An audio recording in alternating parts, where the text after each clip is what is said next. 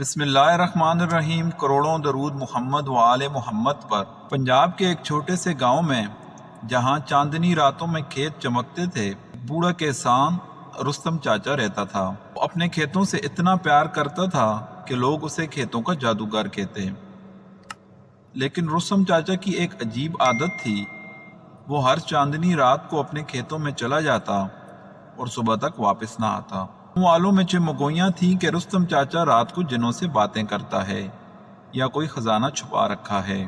ایک دن گاؤں کا شرارتی لڑکا فیضان، جو شہر سے چھٹیاں منانے گاؤں آیا ہوا تھا، اس نے فیصلہ کیا کہ وہ رستم چاچا کا راز جان کر رہے گا۔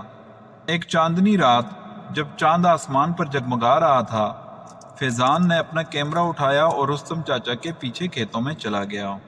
کھیتوں کے بیچ فیضان نے دیکھا کہ رستم چاچا زمین پر بیٹھا ہے اور بانسری بجا رہا ہے، اور اس کے سامنے ایک چھوٹا سا پودا ہے جس سے وہ باتیں کر رہا ہے اور اس کو پانی بھی دے رہا ہے۔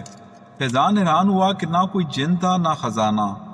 وہ چھپ کر ویڈیو بنانے لگا، لیکن اچانک اس کا پاؤں شاخ پر پڑا اور آواز ہوئی۔ رستم چاچا نے فوراً اسے دیکھ لیا۔ رستم چاچا نے آواز دی، کون ہے وہاں؟ فیضان گھبرا کر باہر آیا اور کہا، چاچا میں تو بس یہ جاننا چاہتا تھا کہ آپ یہاں آ کر کیا کرتے ہیں۔ رستم چاچا ہنس پڑے۔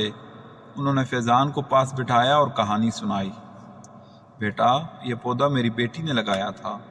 وہ کہتی تھی کہ اس کے پھول دنیا کے سب سے خوبصورت پھول ہوں گے، لیکن وہ بیمار ہوئی اور فوت ہو گئی۔ اس کی آخری خواہش تھی کہ یہ پودا پھلے پھولے۔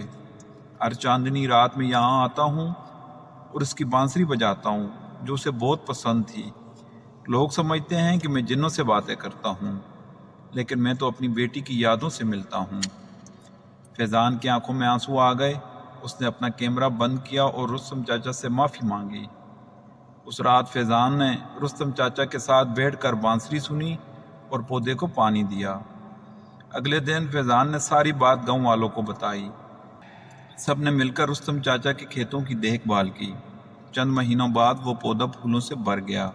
وہ پھول واقعی ہی دنیا کے سب سے خوبصورت پھول تھے۔ کبھی کبھی جو راز ہم ڈھونڈتے ہیں وہ محبت اور احساسات سے بھرپور ہوتے ہیں۔ زندگی میں وقت اور پیار دیں، کیونکہ یہی اصل خزانہ ہے۔